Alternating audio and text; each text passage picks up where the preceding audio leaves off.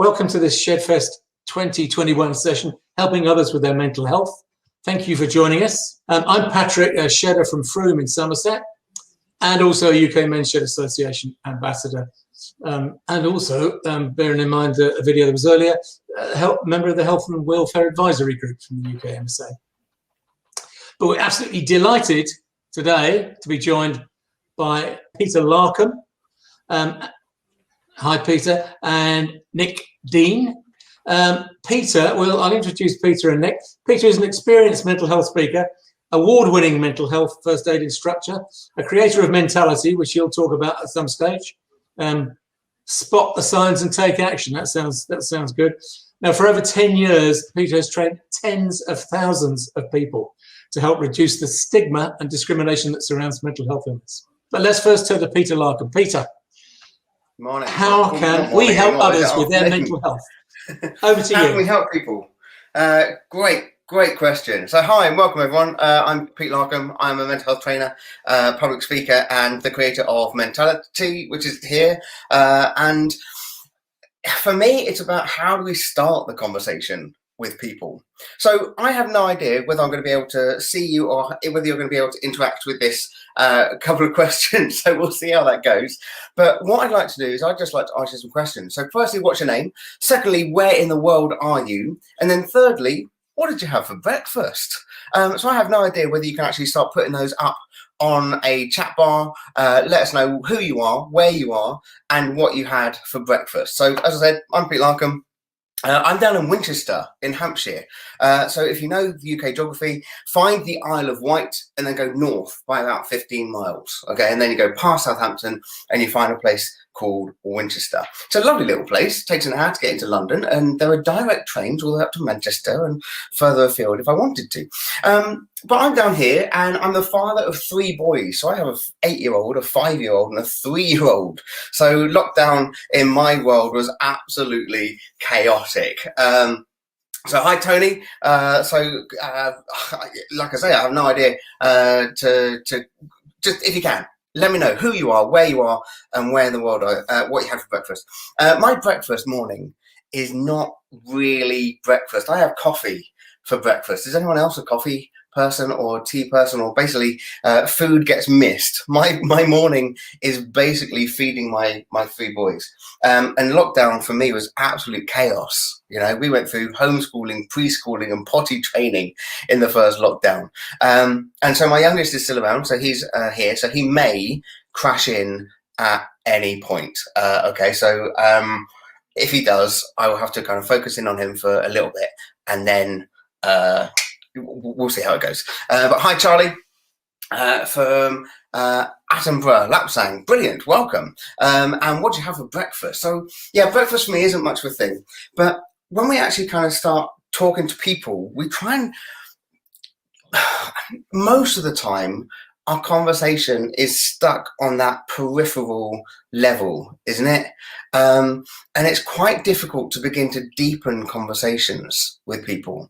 Tez in Winchester too, 3 scrambled eggs, love that. And I saw someone else's pop up and I missed it. So yeah, we just kind of talk at that peripheral level with a lot of our friends or family members. And what I want to try and do in the next kind of 3 minutes, 5 minutes, is just give you some questions to ask that will allow you to begin to deepen the conversations. Because if you say to someone, hey, how are you? They will probably meet you with, yeah, I'm all right, you're all right. And it's almost like, get it off me and back onto you as quickly as possible. And let's kind of move on and move past. So how do we actually have some decent conversations about stuff? So this is my flip chart. Yes, I am going old school with flip chart here. This is all real. It's not an artificial stage going on, but I could hide if I wanted to. It's great. So 3 questions I want you to ask everybody. Okay. Question number 1. What is your thorn? Now, let me just try and explain this a little bit.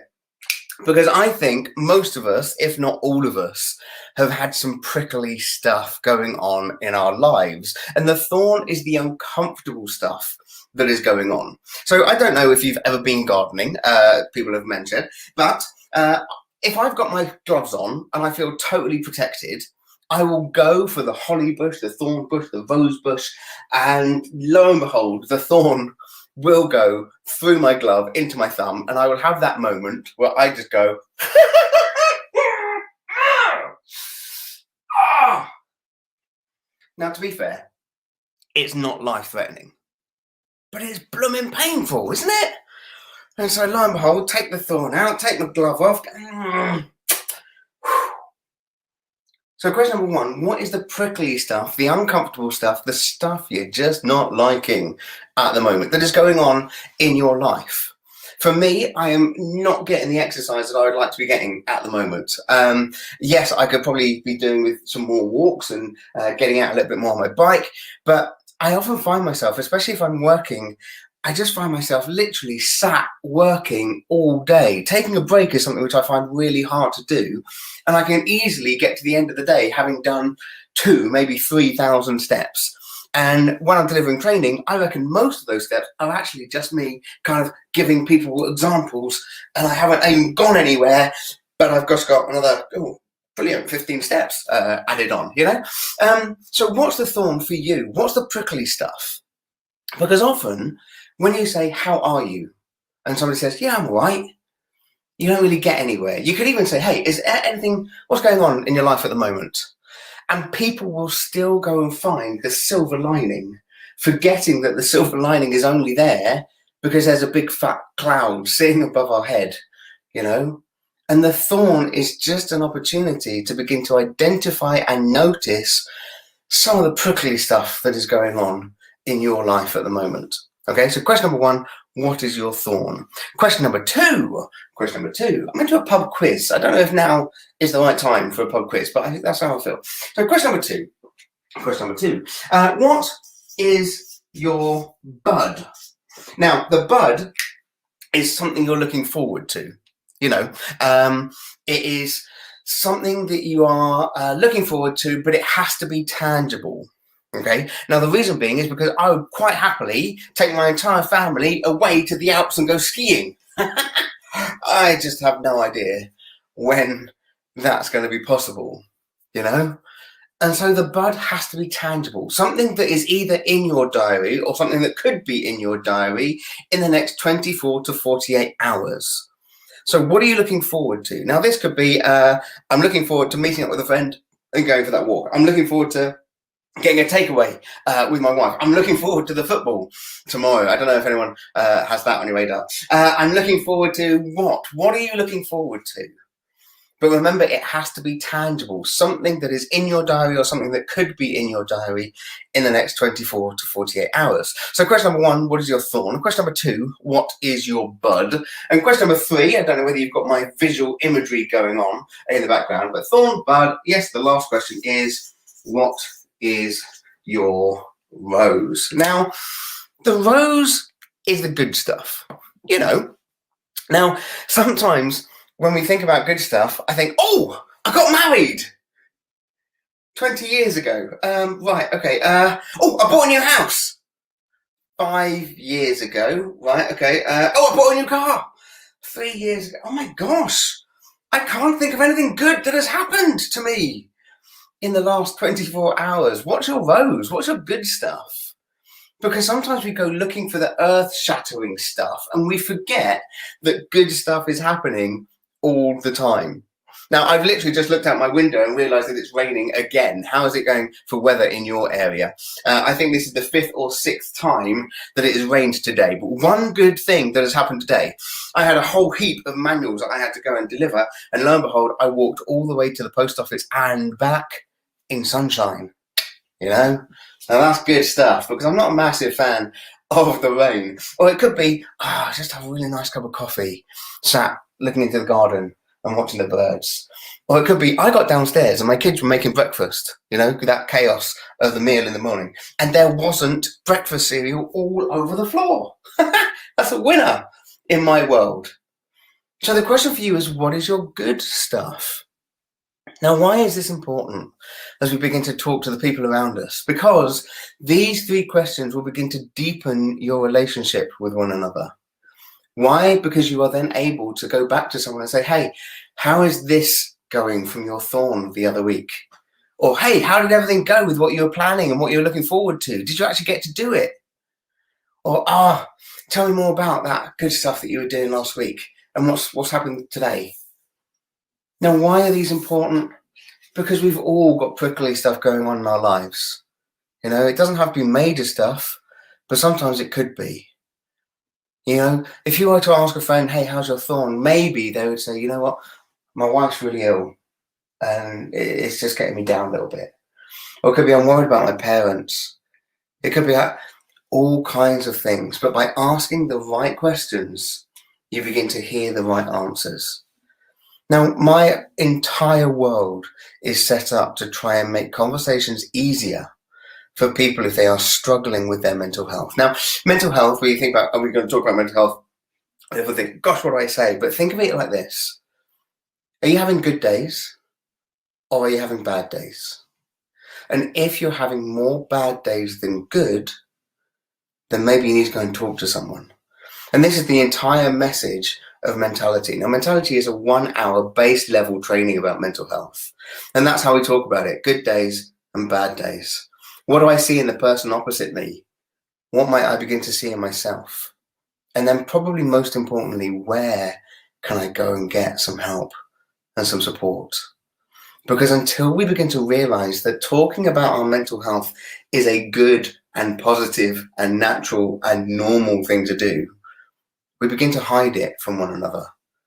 And by hiding it from one another, we then don't talk to anybody. And this is a really, really sad place to be. And one of the things which I love about the context of MenShed is being able to meet with other people. So as you are building community, whether that's virtually, whether that's in reality, but as you begin to build that network and that community, then we can start being honest with one another about the thorns, the roses and the buds that are going on in our lives. Guys, if you'd like to know more about mentality.work, please go and take a look at the website. If you'd like to know more about me, Pete Larkham, please go and look at the website and just kind of get in touch, because it'd be great to support you to the best of my ability. But for now, I think that's my time up.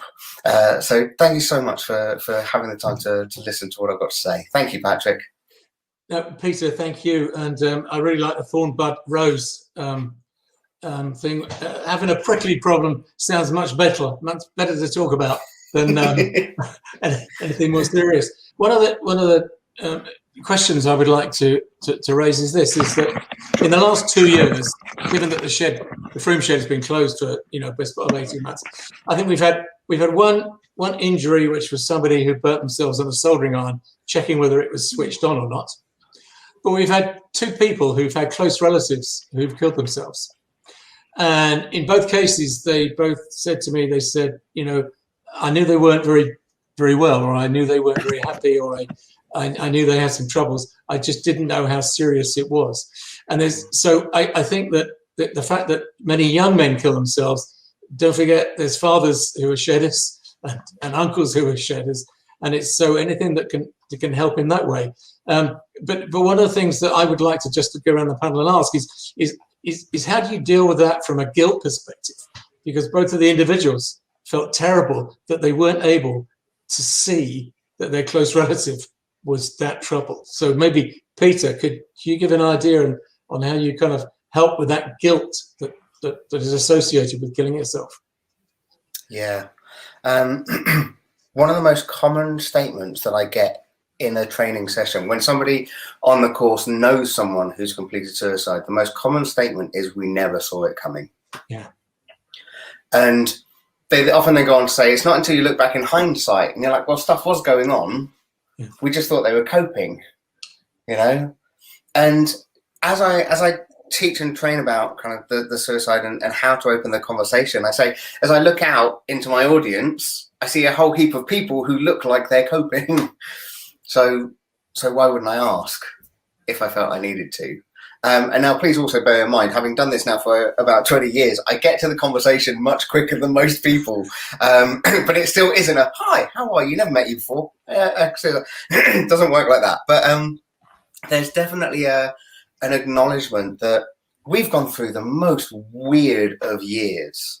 And it has impacted on everybody differently, And hearing that, my neighbour literally at the end of my garden completed suicide back in January, and we had no idea. And we know them, we get on with them, and we just haven't seen them because of lockdown. And it does, it kind of hits you and you think, gosh, is there something else I could have done? Could I have done more? And I think my biggest encouragement is yes and no. Don't ever put yourself under guilt that you should have done more, because if you could have done more, you would have done more, you know. But for anyone who is concerned, if you have any concern, don't be afraid to talk about it. And it may be that you're there thinking, I don't know what to say, I don't know how to say it.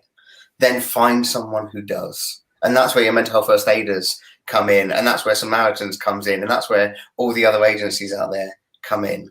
So yeah, that's my thinking. Anyone else?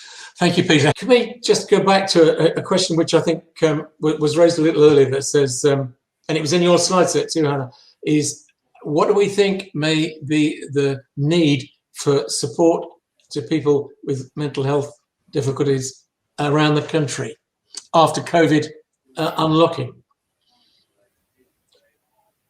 I'm afraid I'm going to have to ask you to be fairly quick too. So maybe Peter, go first. Sorry, who's going first? Peter, could you? Oh, me, right. So, okay, what do we need to do? The provision needs to be us. We need to be better at support. It's very easy to kind of say, well, we need all the statutory services and we need all those, and yes, we do. But actually, most of our mental health actually happens over a period of time. And so there is a gradual worsening of our mental health to the point where we then need the ongoing help and support. Now, for some other people, yes, there are traumatic life events and it happens quite quickly. But I think if we can have more open conversations with the people around us, we may begin to notice that they're struggling sooner. And we know prevention is better than cure. So the quicker people can access help and support, the quicker the recovery process. And that only happens if we start to have more conversations, if we start to identify our own mental health journey as well. Then we can look for help and support at a much earlier stage and get the help and support we need. One last point, which we talk about a lot on the mental health first aid course, is if you work in a company and you have access to an employee assistance provider or an EAP, find out about it through HR. You can access help and support within days. Whereas if you go through NHS, you're looking at months, especially in the context of counselling and therapy and that kind of stuff. But your employee assistance provider can not only support you, but it can support anybody who is in your home address. That means your partners and your kids as well. So do look out for your EAP in your workplace if you have one. Thank you, Peter.